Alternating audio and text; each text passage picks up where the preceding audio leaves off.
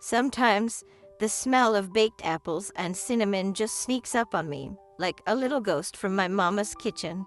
The way the crust would bubble, the sugar caramelizing just a little too dark round the edges. Lord have mercy, that smell could carry you straight back through time. I was sitting out back this morning, just me and my tea, watching the wind play with the laundry on the line. And wouldn't you know it, that scent hit me like a freight train. I closed my eyes for just a minute, and boom, I was 13 again, barefoot on the linoleum, waiting for Mama to say the pie had cooled enough to sneak a bite. It's funny how a simple thing, a smell, a sound, even a song can pull you back into another life. Like that old Patsy Cline record Jimmy used to play when we'd go driving, just to go driving. Crazy, she'd sing, and honey we were.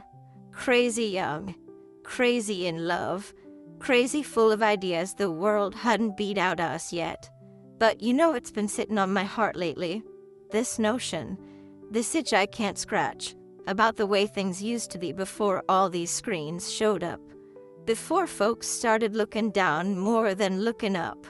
Back in my day, and I know y'all young folks just love when we say that, but back in my day, if you didn't know something, you asked your neighbor, you asked your mama, or you went to the library and opened a real book, one that smelled like dust and quiet. We didn't have a pot to pee in, most times, but we had each other. And lately, well, I've been thinking, maybe it's time I talked about it. About life before the internet. About what it meant to really be present, not online, not on demand, but right there in the moment, with all the mess and the magic. There's a story I've kept to myself for many years. Just little pieces of it I've shared, here and there, like crumbs from a Sunday cake. But today, I don't know why, maybe it's the pie, maybe it's the way my grandson Luke looked at me yesterday like I was from another planet. Today, I feel like telling it. You see, I didn't grow up with Google. I grew up with gossip at the hair salon, with advice from the butcher, with secrets whispered between best friends sitting on the porch swing, legs tucked under, drinking sweet tea.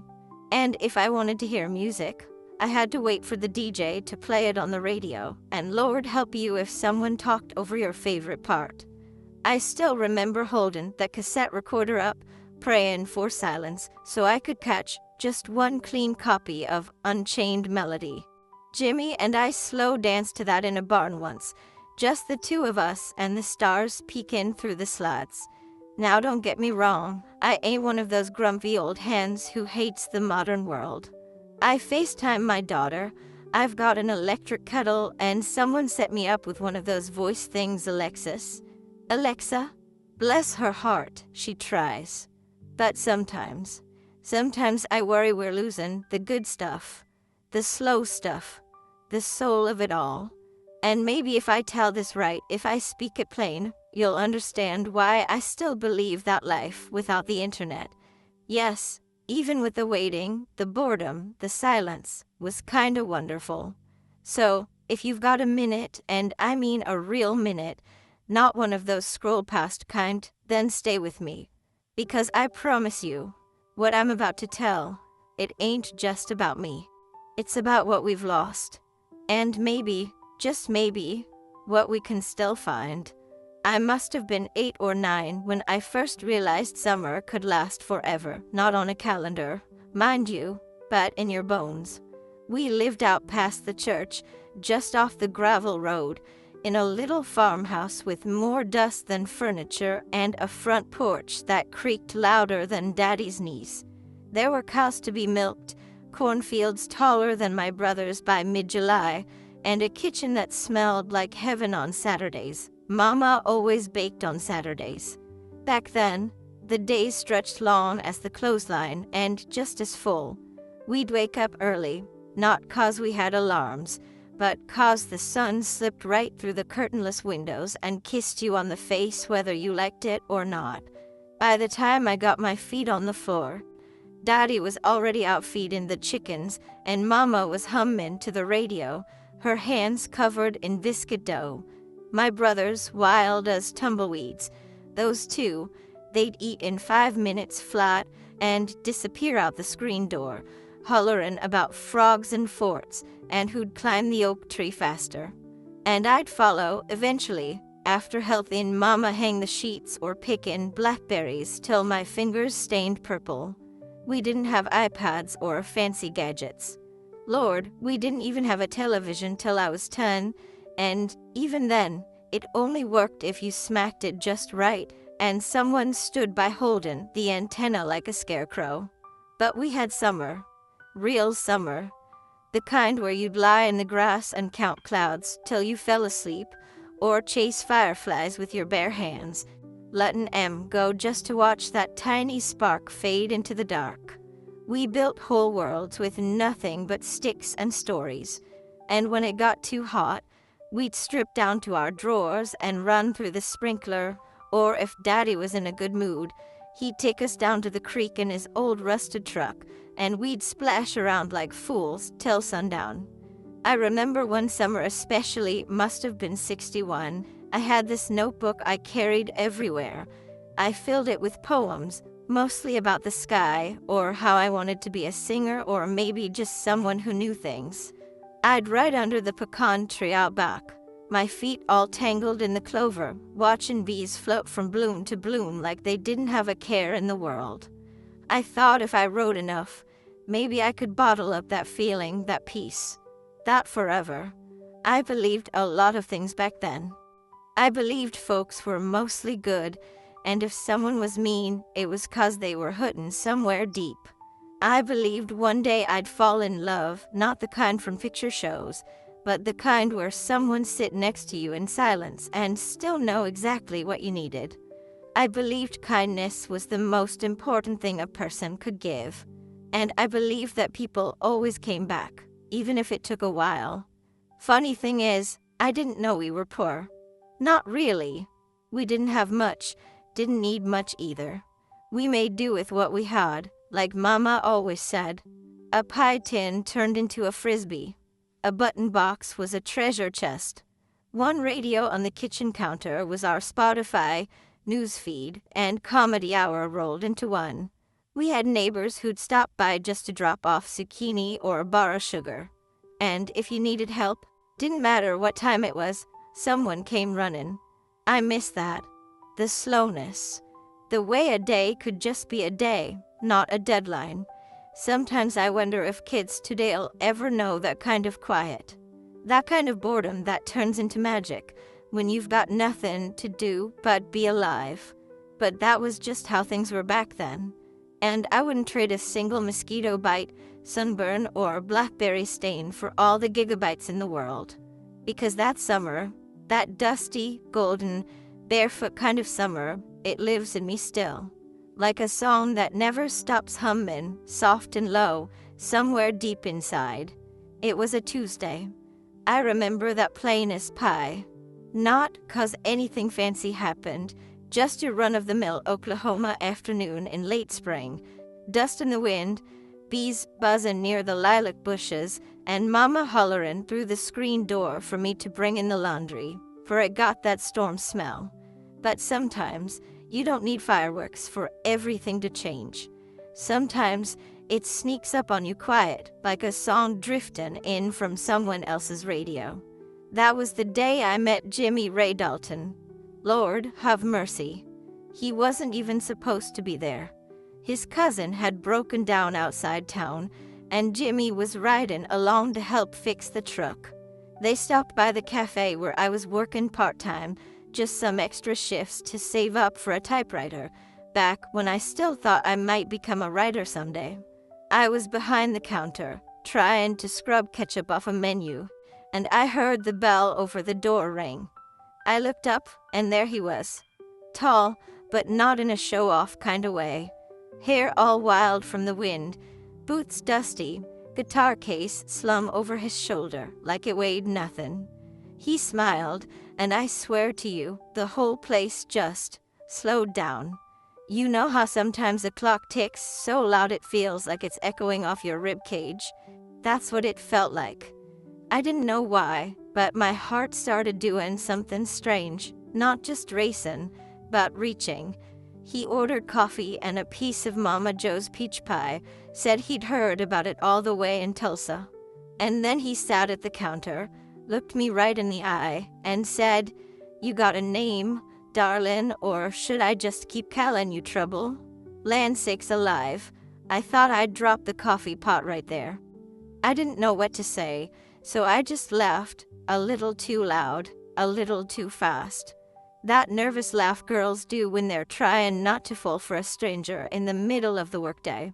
He stayed about an hour, talking about nothing and everything, the music he was making, how he hated city air, the way stars looked different out in the country.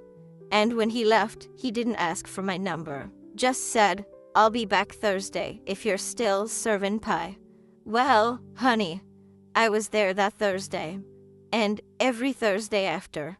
Jimmy wasn't like the boys I'd grown up with. He didn't talk just to fill silence. He listened.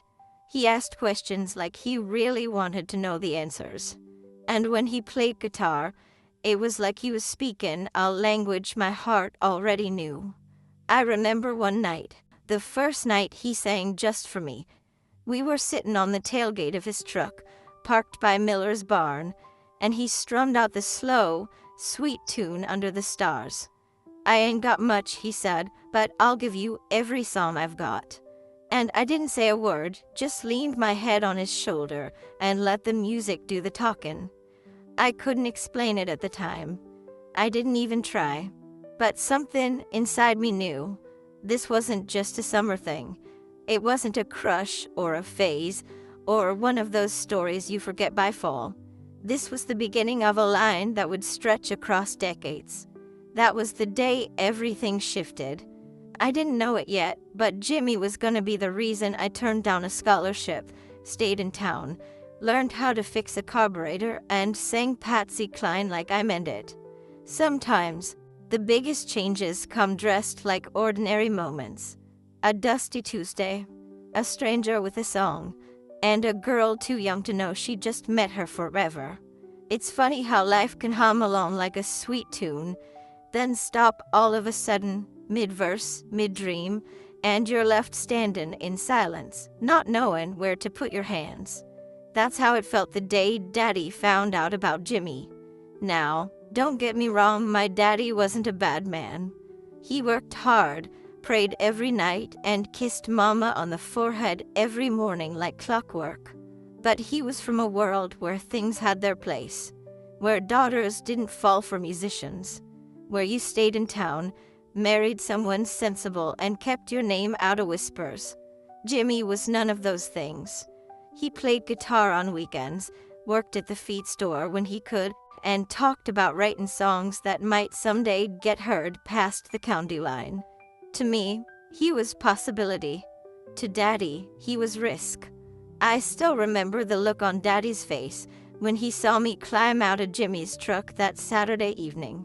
Dust on my dress, cheeks flushed, a smile I couldn't hide.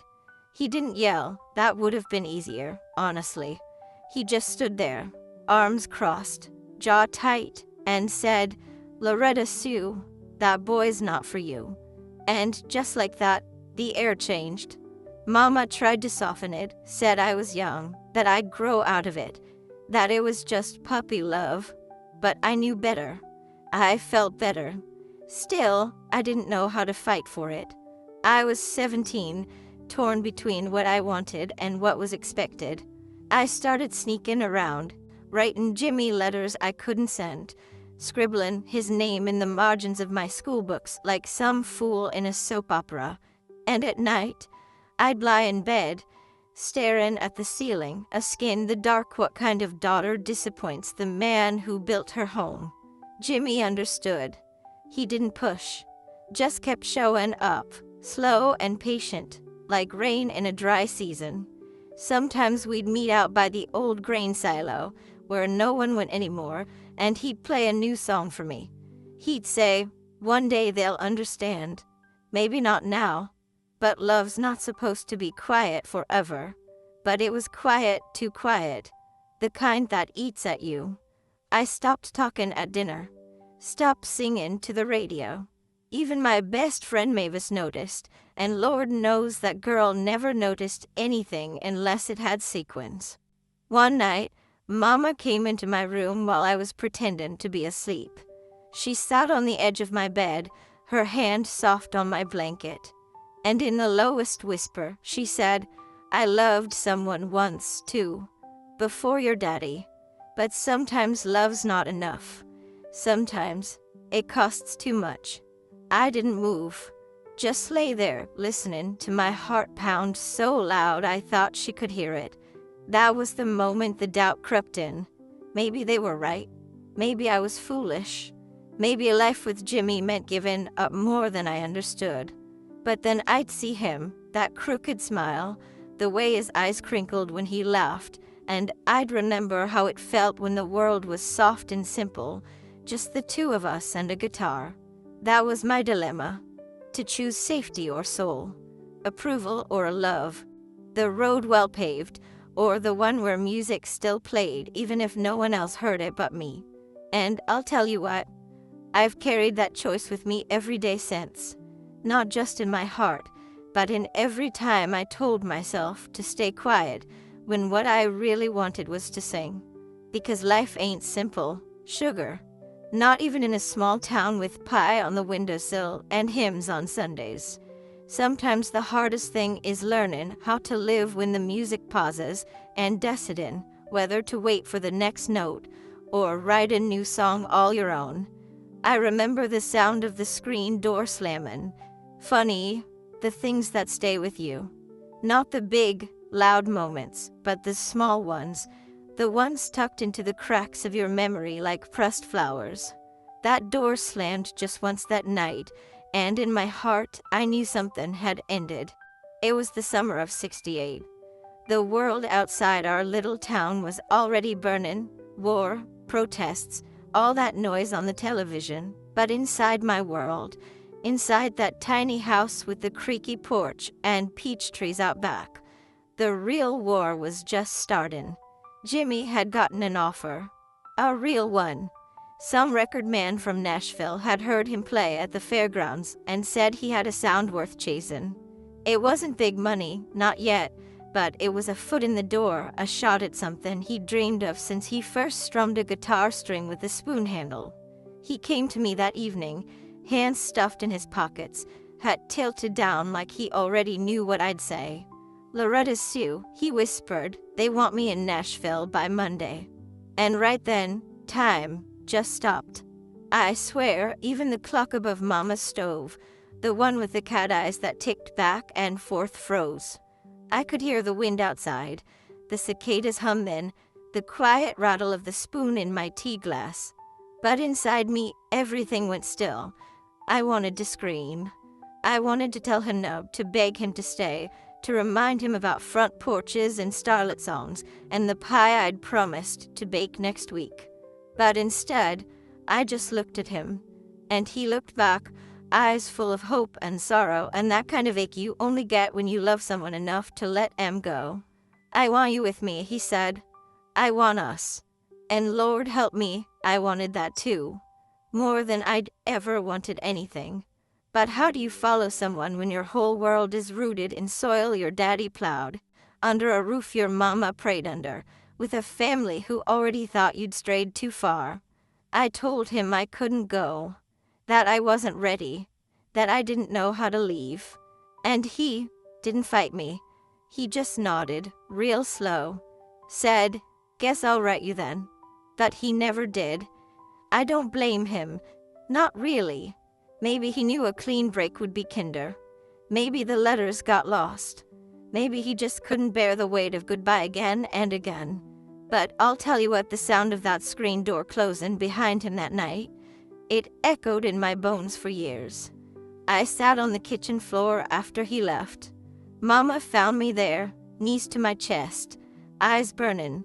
She didn't say a word, just sat beside me, her shoulder against mine. And for the first time, I realized she'd once known this kind of hurt too. That was the night everything broke. Not loud, Not messy, but quiet, like glass cracking in slow motion. I lost Jimmy, yes.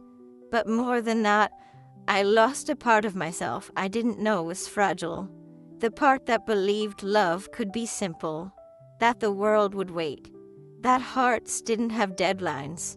I changed that night, grew up in an hour, learned how to hold silence without crying, how to smile when it hurts, how to bake a pie with a broken heart and still make the crust come out flaky. Sometimes, when I'm alone and the wind catches just right, I swear I hear his guitar on the breeze. I close my eyes, and for a second, I'm 17 again, standing on that porch, wishing I'd said yes. But I didn't, and that's just the way things were back then. And maybe that's why I still write his name in the margins of my heart, even now. Just real small, just where no one else can see. After Jimmy left, everything just got quiet. Not the peaceful kind of quiet, like after a summer rain. No, this was the kind that sits heavy on your chest, like breath you forgot how to take. I still went to work at the cafe. I still made pies with Mama on Saturdays. I still folded the laundry and set the table for dinner and fed the chickens without a fuss. But I wasn't in any of it. I was just moving, like someone who'd learned the steps to a dance but forgot why the music mattered. People noticed, I suppose, but they didn't say much. Back then, folks didn't ask about your heartbreak. They just gave you space and expected time to do what time's supposed to do, mend you. But let me tell you, some things don't mend. Not the way you think. They don't go back. They just settle. Like dust on old furniture, you learn to live with it. Mavis tried to cheer me up. Bless her soul. Dragged me to church socials, made me try on dresses I had no business wearing, and once even signed me up for a pie contest without a skin. Ain't no use moping forever, she said, hands on her hips like she could will me whole again. I smiled for her, tried to laugh, even won second place for my pecan pie that year. But it wasn't the same. Nothing was. Jimmy had taken something with him when he left, not just the songs or the plans we whispered late at night. He took a part of me I hadn't known I'd offered up. The bright part. The soft part. I stopped writing for a while. My notebook sat untouched on the shelf, collecting dust like the rest of my old dreams. And I stopped believing in things that used to feel certain, like the idea that love always finds a way, or that good intentions were enough. I didn't get thinner. I don't think I had it in me. But I did get quieter, more cautious. I kept my hopes smaller. Tied them up tight, like you do with loose hair on a windy day. I still believed in kindness, but I wasn't so sure anymore that people always came back. I remember sitting on the porch one evening, a couple months after Jimmy was gone. The sun was setting slow, painting the sky that kind of soft pink that feels like a promise. And I thought to myself, so this is what it means to grow older all of a sudden. It wasn't a single moment. It was 100 little ones. Walking past the cafe booth where he used to sit, hearing a song on the radio that sounded just a bit like his voice, looking at my reflection and not recognizing the girl who used to write poems under the pecan tree. I didn't cry much, not out loud, anyhow, but I carried the ache like a stone in my apron pocket, quiet, constant, and life kept going, as it does. Leaves still fell, corn still needed picking, babies were born, folks got married, and I smiled in all the right places, learned how to stitch myself together in small ways. One pie crust, one hymn, one deep breath at a time. I wasn't the same girl after Jimmy. Maybe I never would be. But that's the thing about heartbreak, it don't always leave you shattered. Sometimes it just makes you softer in places no one sees. And soft ain't weak. I learned that too. Sometimes the strongest thing you can do is keep going when the song ends, and wait real quiet like, for the next one to begin. It happened on a Tuesday. I don't know why Tuesdays keep showing up in my story, but life's funny that way. It puts the biggest things in the plainest days. The cafe was slow that morning. Mavis had just gone to the back to refill the sugar canisters, and I was sitting at the counter, folding napkins and half listening to the radio hum in the background. Some gospel tune was drifting through, nothing too grand, just soft piano and a voice that sounded like someone's grandma singing about grace. That's when she came in. Little girl. Couldn't have been more than 8. Wild curls. Big eyes. Holding a piece of paper like it was the Declaration of Independence. Her mama followed behind, tired, polite, kind of wary. Said they'd just moved to town, looking for something warm to eat. I don't know what came over me, but I got up, walked around the counter, and knelt right beside that girl. "What you got there, sugar?" I asked, nodding toward her paper. She grinned like sunshine and said, "It's a drawing of a pie. My favorite is blueberry." Lord, I felt something stir in my chest I hadn't felt in a while. Like a window opening, just a crack. I brought both slices of blueberry on the house, of course. And I sat with a while listening to the little one talk about how she missed her grandma's cooking, how she didn't like the new school yet, but liked the way the wind sounded through the trees here. Later that day, I opened that old notebook of mine again. The one I'd put away years back, the one with the poems and scraps and tear-stained pages.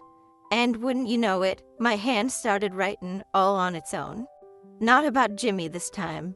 Not about loss or ache or all the things that used to keep me up at night. I wrote about that little girl. Her drawing. Her joy. The way her voice danced when she talked about blueberries and sunshine. That evening, I baked 2 pies, one for the cafe and one to bring to their little house near the post office. When her mama opened the door, she looked surprised, maybe even a little confused. But then she smiled.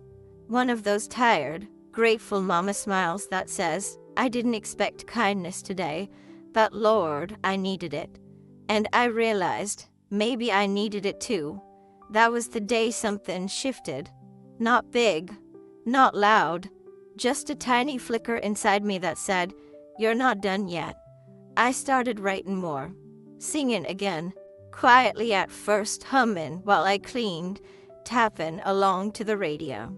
I let Mavis drag me to a church potluck where I met folks I hadn't talked to in years.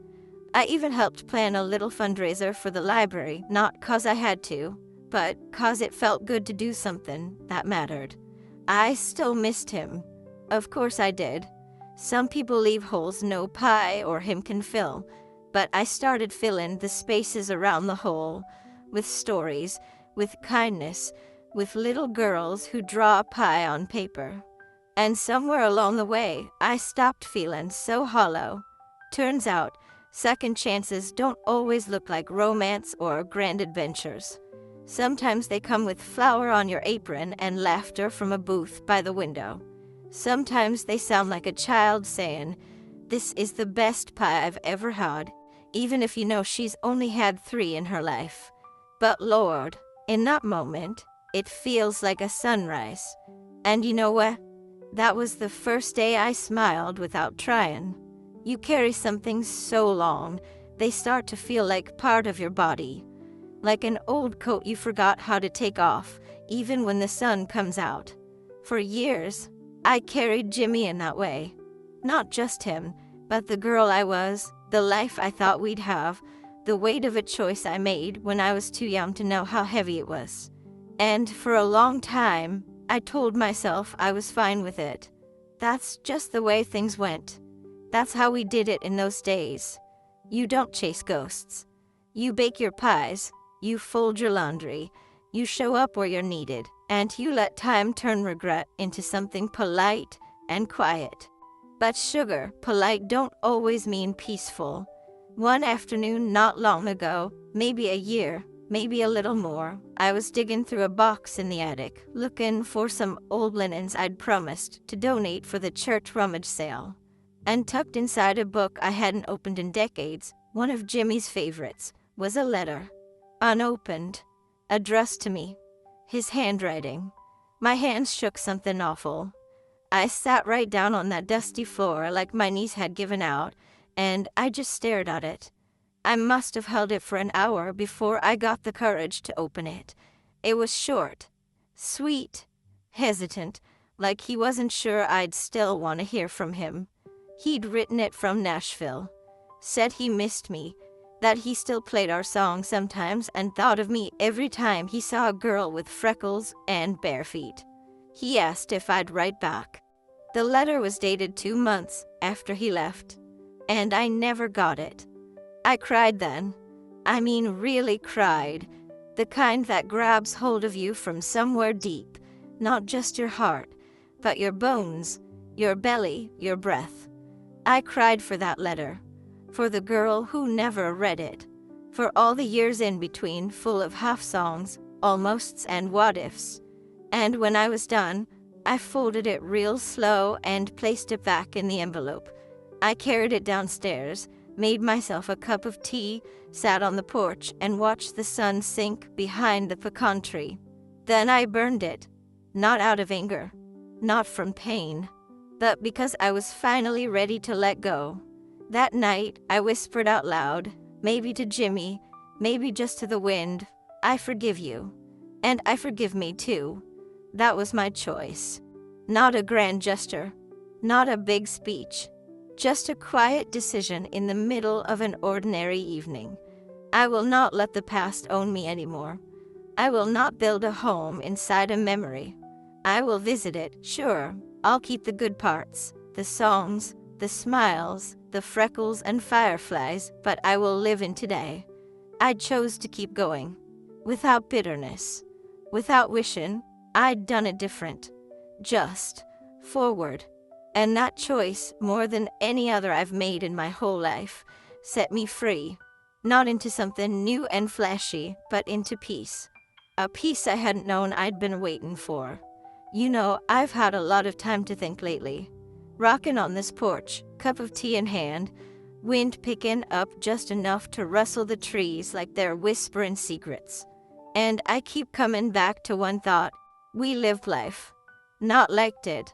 Not shared it. Not filtered it through 3 apps before deciding if it was good enough. We just lived it. Back in my day, and I know y'all brace yourselves when folks my age say that, but back in my day, we didn't know everything. We didn't have answers in our pocket. If you wanted to know how to fix a tire or make peach preserves, you asked your neighbor, or your mama, or you just tried and messed it up once or twice, till you got it right.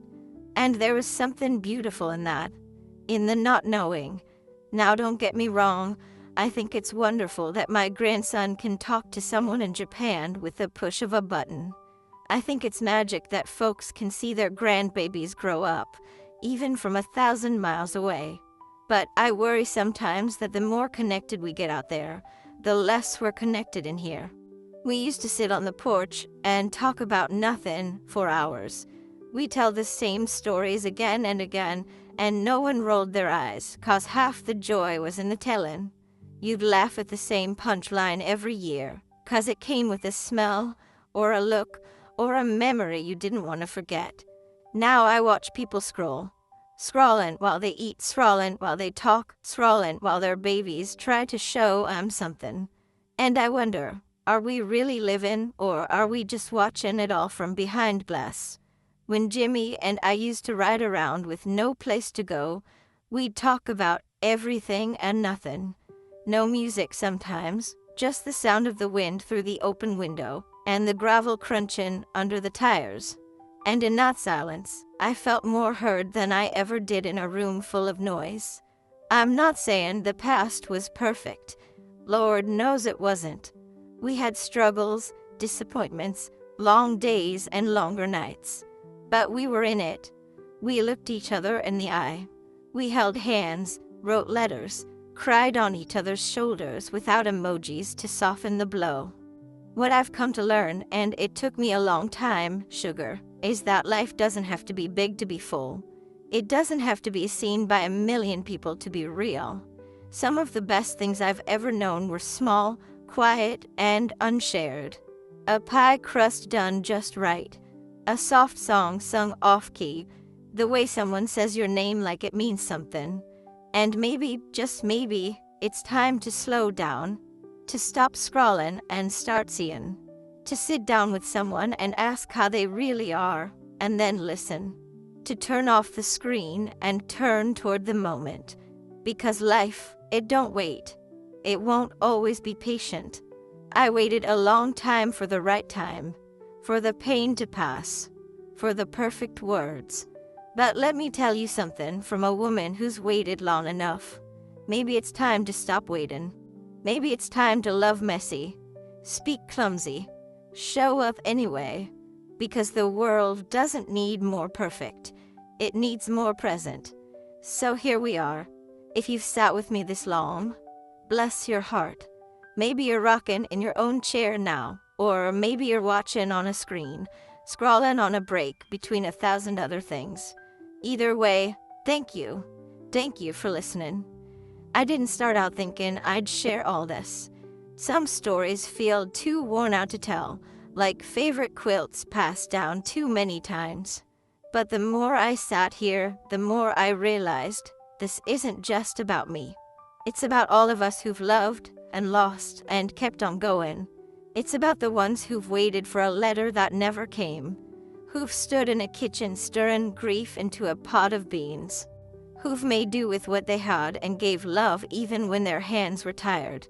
It's about remembering when life was slower, yes, when joy came from a real voice, not a ringtone. When we looked at each other, not just at pictures of each other. When we didn't need a comment section to feel heard. But it's also about now, right now, because you're here, and I'm here, and the truth is, life, real life, ain't gone anywhere. It's still waiting outside your window. It's in the neighbor who waves even when you're too busy to wave back. It's in the handwritten note tucked into a lunchbox.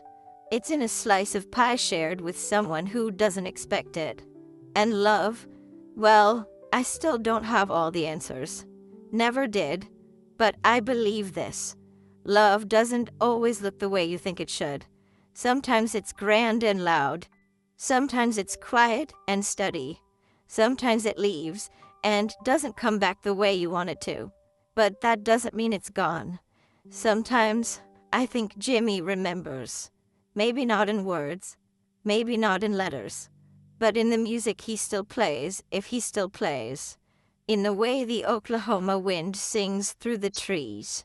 And sometimes, late at night, when I close my eyes, I hear a guitar in the distance, soft, sweet, familiar.